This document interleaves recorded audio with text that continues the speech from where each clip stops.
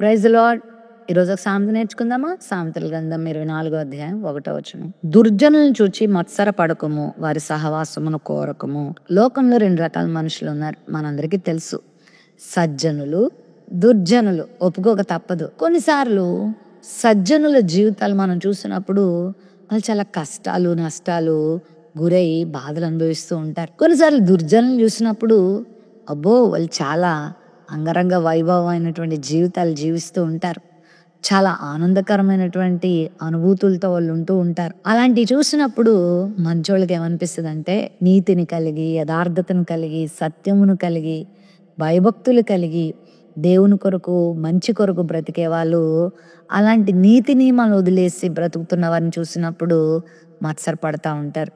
ఏంది వాళ్ళు చూడు ఎంత బాగున్నారో చూడు, అబద్ధాలు ఆడుతూ, దొంగ పనులు చేస్తూ, ఇతరులను దోచుకుంటూ, పాడు జీవితాలు జీవిస్తూ ఎంతగా వర్ధిల్లిపోతున్నారో చూడు అనుకుంటారు.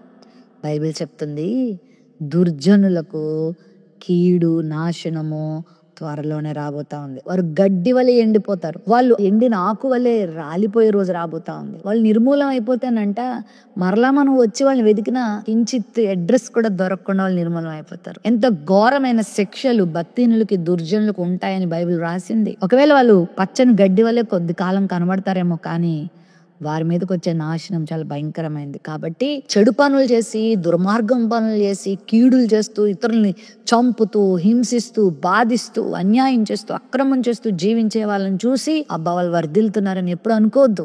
అసలు వారి సహవాసానికి వెళ్ళొద్దు. ఖచ్చితంగా వారికి ముందుందే ముసళ్ళ పండగ.